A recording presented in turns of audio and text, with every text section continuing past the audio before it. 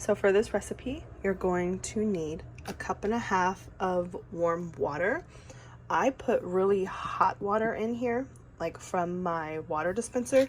And since the vegan butter is frozen, I will put the frozen butter in with the really hot water. And so it kind of serves a purpose to cooling the water down so that it doesn't kill the yeast. And then also defrosting my butter in a reasonable amount of time.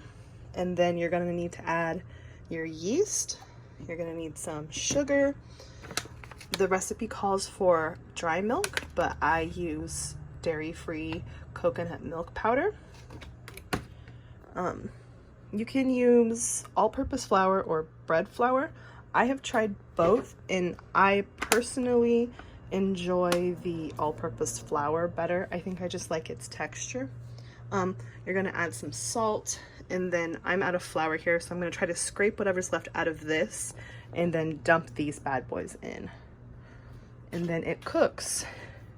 This is called a Pullman loaf pan. This is a big boy here. This is 2 pounds, and it has the lid to help it stop from rising. Mine has these holes on the bottom, and I'm told it helps as a vent and keeps it from over rising. So I don't know if that's true, but I know my bread doesn't rise as much as the Needy Homesteaders, but it certainly is. It looks just like some of the loaves of bread I buy from the grocery store. So it works for me. I'm happy. I found this on Amazon. It was like $40. They're kind of expensive, but I mean, if you've ever had fresh bread, it's it kind of doesn't matter at that point. $40 isn't anything.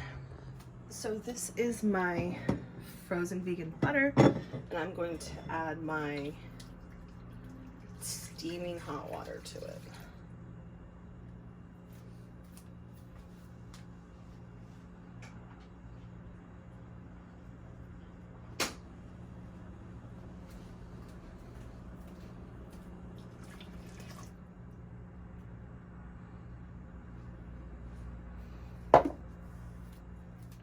And then I don't have a thermometer. I just kind of touch the water and test it. And if it's decent water for like a baby bottle, it should be good for your yeast. This is still really hot to touch, so I'm gonna let this sit a little longer. Also, I went ahead and preheated my oven because it's kind of cold in here and I want my bread to rise really well. So now that my water is about baby bottle temperature, I'm going to add my yeast. 2 teaspoons and a quarter is about a package of active dry yeast.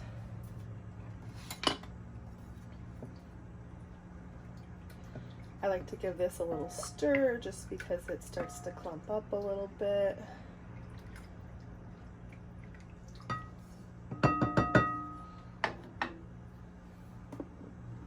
Then of course, yeast and sugar.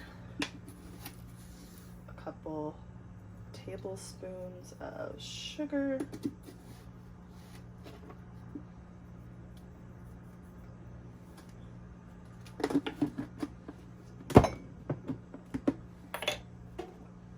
A teaspoon of salt. I use a little more because I'm using kosher salt.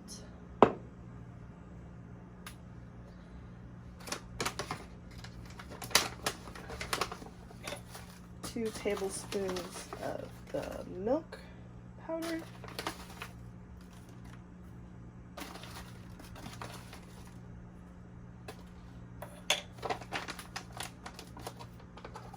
And then 4 cups of flour.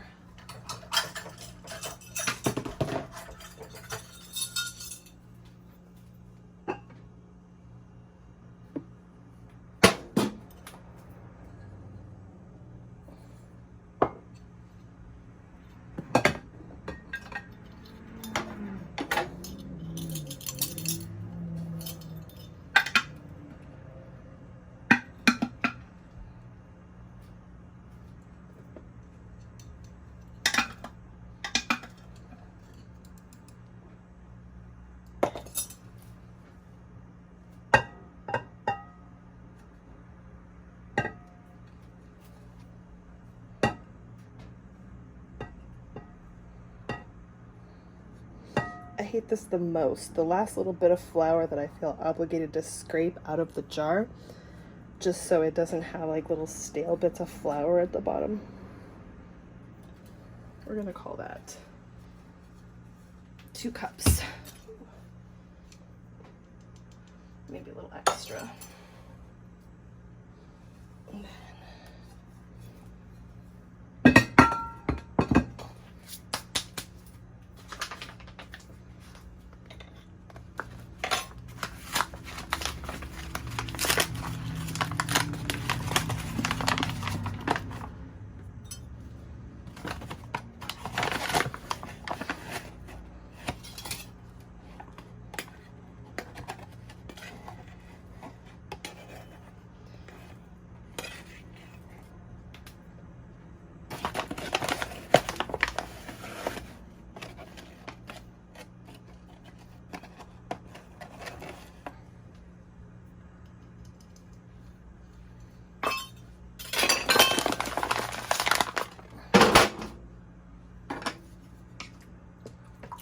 And then I'm just gonna mix this all together.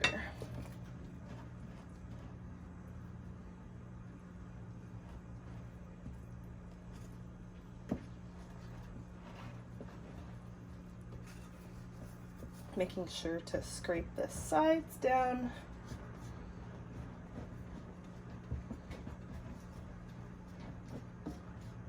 When I saw this recipe, it was made with a bread mixer, and I was really worried about how difficult it would be to make because I don't have a KitchenAid mixer.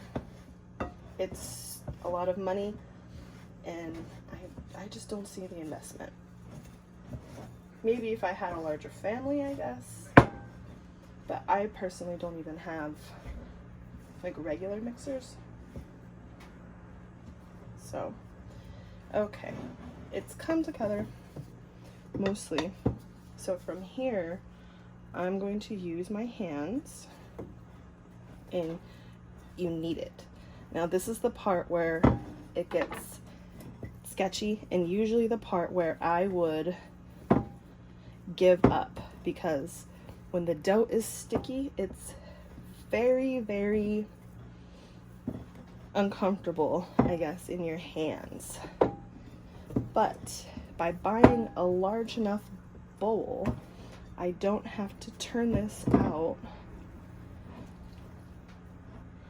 to knead it. I can just knead it here in this big bowl. And then if it does feel sticky, I'll put a little more flour in it, because when I was measuring the flour, it did seem kind of light. But eventually, when you're kneading the flour, it'll become more stiff and less sticky.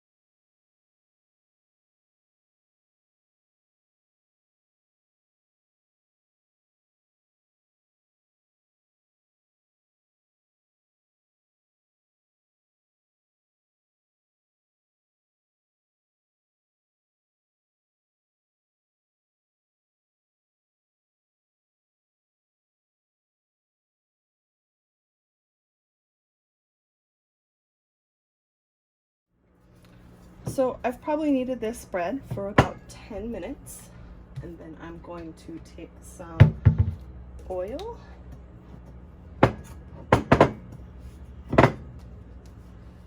pour some oil in the bottom of the bowl.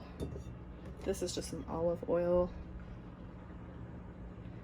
And then I'm going to shape the dough into a ball. You can see it's no longer sticky or anything like that. Put it in the bowl. Make sure it gets covered with the oil. And then I'm going to let this rise for about an hour. Now while my bread is rising, I'm going to take some shortening and a paper towel, and I'm going to coat the inside of my bread pan, and I'm going to coat the lid too, like the top and the inside, like this part of the lid. So my pan is greased and my bread has doubled in size.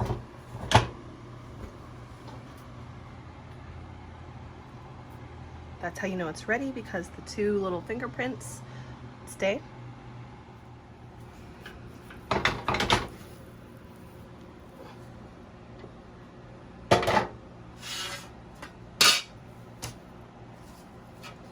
going to stretch this out.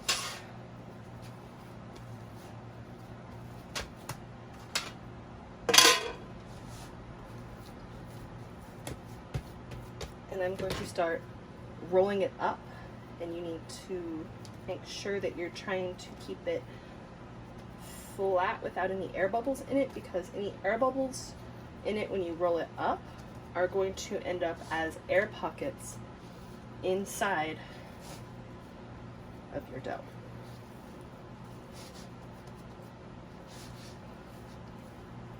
And the same thing when you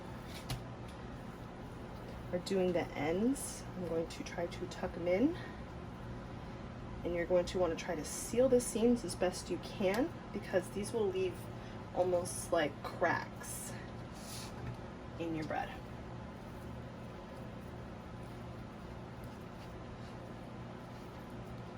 So sealing up the little edge there, trying to get it as flat as possible.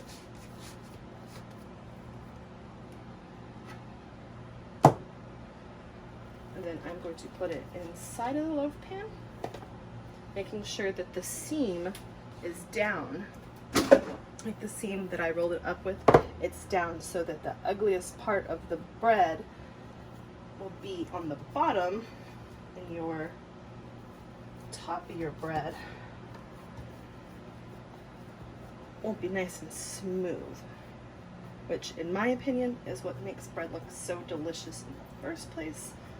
I'm going to make sure I squish in these corners to get a good shape to my loaf. And then I'm going to slide the lid on. Make sure that you slid it on properly. And then I'm going to let this rise. You okay? Okay, I'm going to let this rise for half an hour. You can see my bread is risen. I'm gonna go ahead and put this in a 350-degree oven for about 30 minutes. So my bread came out of the oven and it's been cooling for about 10 minutes.